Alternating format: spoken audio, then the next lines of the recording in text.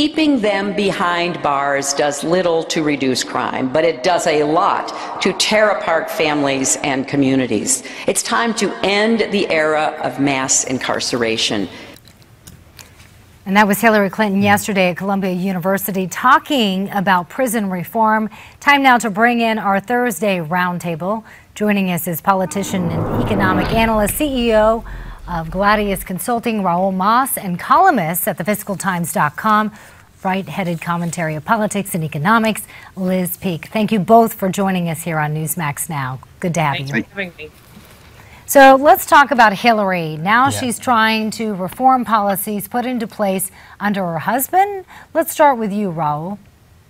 Listen, she has a very difficult task. I mean, on the one hand, she has to appeal to the extreme left in her party, which is in favor of a lot of things, quite frankly, that mainstream America is not in favor of, particularly when we're seeing this sort of breakdown in law and order in major cities throughout the U.S., not just Ferguson, but now places like Baltimore. She has a tough road to hoe. I think she's trying to appeal to way too many different constituencies, and the Democratic Party has put all their bets on Hillary Clinton. If she stumbles, they're going to be in trouble. Yeah, and also when it comes to criminal justice, Liz, she might be changing her policy on the death penalty. In the past, she's expressed somewhat of an unenthusiastic support for the death penalty while Bill Clinton defended capital punishment. Yesterday, we had Oklahoma's lethal injection case brought to the Supreme Court. This case concerned a specific drug, but it sets up a question on whether capital punishment should be abolished in the U.S. What do you expect to hear from Hillary on this issue moving ahead on 2016? Well, first of all, we don't hear a great deal from Hillary. In fact, this is yesterday was the first time she's really made any sort of policy pronouncements. But clearly, she is moving to the left. That's exactly right. I think it's sort of amusing that she's really only running in this election so far. Her only serious competitor is her husband, Bill. So far, she's running against Bill on issues such as free trade, where she has been waffling.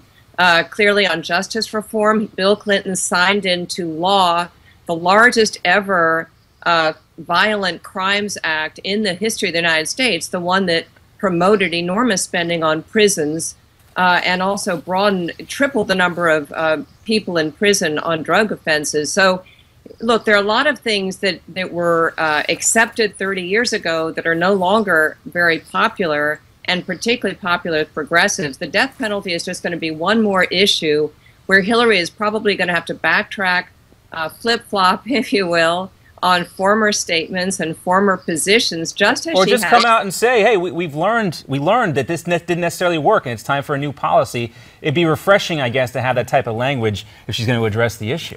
Yeah, but that would be Hillary Clinton being straightforward, and what we know is that she rarely is. Right. All right, let's move along to another topic. Raul, top Charlie Hebdo cartoonist yesterday said that he will no longer draw the Prophet Muhammad. The cartoonist insists the terrorists did not win. It is no longer, basically saying it no longer interests him. Now, with France still in fear and a lot of the world still in fear, do you take this as a sign that the terrorists have managed to somehow suppress free speech? Look, I hope not, but obviously, I'm not in this man's shoes. I mean, he saw, a number of his, colleagues basically slaughtered. And I can understand where he's perhaps trying to sort of, quite frankly, protect his own skin.